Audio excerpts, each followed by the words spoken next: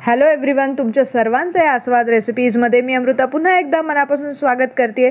बाहेर खूप छान असा पाऊस पडतोय आणि ह्या पावसामध्ये खूप चमचमीत असं काहीतरी खावंसं वाटतं आणि हा खूप सुंदर असा व्हेज मोमोजचा बेत मी आज इथे केलेला आहे। तुम्ही शेवटपर्यंत व्हिडिओ नक्की बघा, तुम्हाला जरूर आवडतील हे व्हेज मोमोज आस्वाद रेसिपीजच्या पद्धतीने। आता इथे तुम्ही बघू शकता वेगवेगळ्या भाज्या मी इथे बारीक चिरून घेतलेल्या आहेत। मोमोजचं कवर बनवण्यासाठी मी इथे मैद्याचा वापर केलेला आहे। मैद्याच्या ऐवजी तुम्ही रव्याचा किंवा गव्हाच्या पिठाचाही वापर करू शकता। आता मोमोज मी खूप दिवसानंतर करते, त्यामुळे सगळ्यांना फार आवडतात, म्हणून मी इथे 1.5 किलो मैदा घेतलेला आहे। त्यामध्ये आपण चवीनुसार मीठ घालून घेऊयात। इथे मी 1 चमचाभर मीठ घातलेलं आहे। त्याच्यानंतर आपल्याला थंड तेल घालून घ्यायचं आहे, मोहन घालायचं नाहीये। 2 चमचे मी इथे तेल घातलेलं आहे आणि हे तेल आणि मीठ मैद्याला छान चोळून घेऊयात आणि त्याच्यानंतर थोडं थोडं पाणी घालून आपण घट्ट असा गोळा तयार करणार आहोत। तुम्ही माझ्या चॅनलवरती नवीन असाल आणि जर सर्वात पहिल्यांदाच व्हिडिओ बघताय तर जरूर सबस्क्राईब करा आणि अशा खूप छान छान रेसिपीज माझ्या चॅनलवरती आहेत त्या जरूर बघा, कमेंट करा, लाईक करा। आता इथे तुम्ही बघू शकता थोडं थोडं पाणी घालायचं आहे आणि ह्याचा घट्टसर गोळा आपण मळून रेडी केलेला आहे। झाकण घालून ठेवूयात आणि साधारण 10 ते 15 मिनिटं आपण बाजूला ठेवूयात। तोपर्यंत आपण मोमोजची स्टफिंग करणार आहोत। त्यासाठी 2 मोठे चमचे आपण तेल गरम करायला ठेवलेलं आहे आणि हे तेल गरम झाल्यानंतर इथे 7 ते 8 लसणाच्या पाकळ्या आणि 2 हिरव्या मिरच्या मी बारीक कट करून यामध्ये घातलेले आहेत। त्याच्यानंतर आपल्याला 2 छोटे आकाराचे कांदे बारीक चिरून यामध्ये घालायचे आहेत। खूप सुंदर असं हे स्टफिंग बनतं। वेगवेगळ्या पद्धतीचं स्टफिंग मोमोजसाठी बनवलं जातं। हे अगदी सोपं आणि घरात उपलब्ध असलेल्या साहित्यापासून मी हे स्टफिंग केलेलं आहे, तुम्हाला नक्की आवडेल। त्याच्यानंतर आपण इथे शिमला मिरचीही घालून घेणार आहोत। हे प्रमाण 6 जणांना अगदी मनसोक्त खाण्यासारखं आहे, त्यामुळे मी भरपूर अशा भाज्या इथे वापरलेल्या आहेत। शिमला मिरची बारीक चिरून घेतलेली आहे। त्याच्यानंतर गाजरही आपण यामध्ये ॲड करूयात आणि इथे श्रावण घेवडाही मी बारीक चिरून घेतलेला आहे, तोही यामध्ये ॲड करूयात। तुम्ही तुमच्या आवडीच्या भाज्या यामध्ये ॲड करू शकता किंवा स्किप सुद्धा करू शकता। अगदी बारीक चिरून यामध्ये घालायच्यात, जास्त आपल्याला भाज्या शिजवायच्या नाही आहेत। आता यामध्ये मी 1 पूर्ण गड्डा कोबीचा घेतलेला आहे, तो मी कटरवरती बारीक केलेला आहे, तुम्ही हातानेही बारीक करू शकता। तो यामध्ये घालून घेतलेला आहे आणि सर्व भाज्या आपण छान मिक्स करून घेऊयात, खालून वरतून करून घेऊयात। अगदी सोपा प्रकार आहे मोमोजचा आणि घरच्या घरी केलेले मोमोज कधी पण चांगले, बाहेरच्यापेक्षा आपण घरी त्याचा आस्वाद मनसोक्त घेऊ शकतो। नक्की ट्राय करून बघा। माझ्या चॅनलवरती नवीन असाल, सर्वात पहिल्यांदाच व्हिडिओ बघताय तर जरूर लाईक करा, शेअर करा, कमेंट करा आणि त्याचबरोबर सबस्क्राईब करायला अजिबात विसरू नका। सर्व भाज्या आपण लो फ्लेमवरती इकडे मिक्स करून घेतलेले आहेत। आता ह्यामध्ये आपल्याला सॉस घालून घ्यायचा आहे।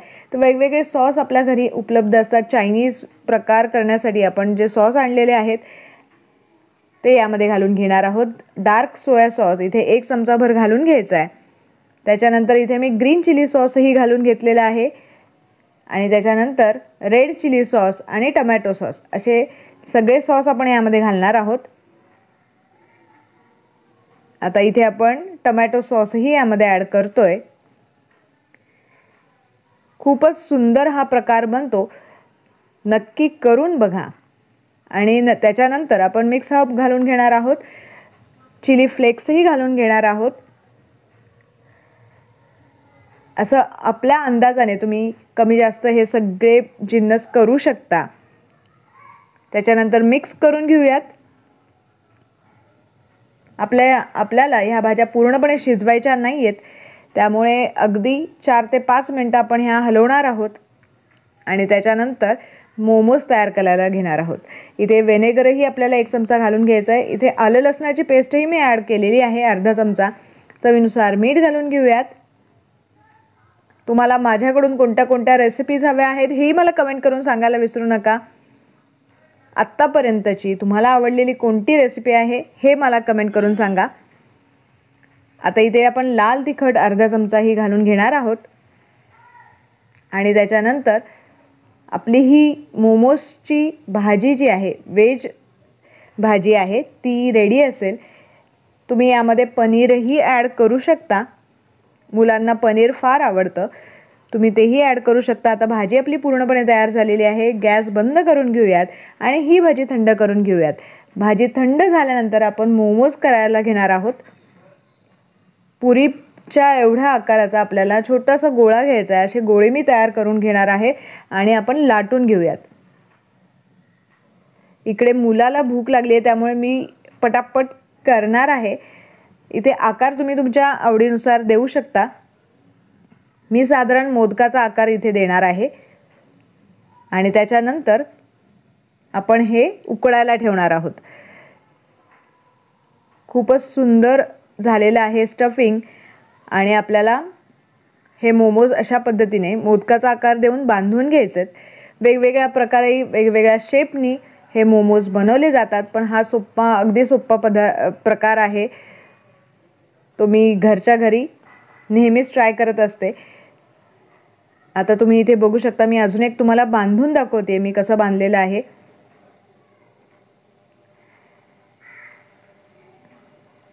आणि हा मोमोज आपण बांधून झाल्यानंतर इथे उकळायला ठेवणार आहोत. तर मी एका चाळणीवरती थोडेसे कोबीची पानं घेतलेली आहे आणि सर्व मोमोज इथे घालून घेते आहे आणि आपल्याला मीडियम फ्लेमवरती साधारण 10 मिनटं हे वाफवून द्यायचं. तुम्ही इथे बघू शकता मस्त वाफ आलेली आहे. आणि त्याच्यानंतर मी ते मोमोज असे शॅलो फ्रायही करून घेते. खूप छान लागतात टेस्टला. बटर घालून घेऊयात भरपूर असं.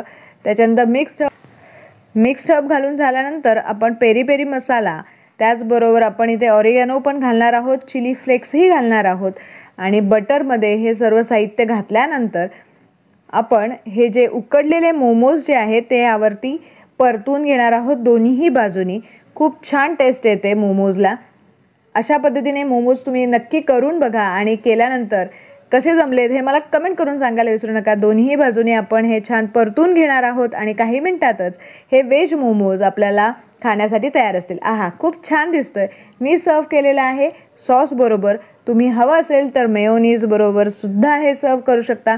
Thank you for watching my video. परत एकदा भेटूया तसेच एक छान मस्त रेसिपी घेऊन.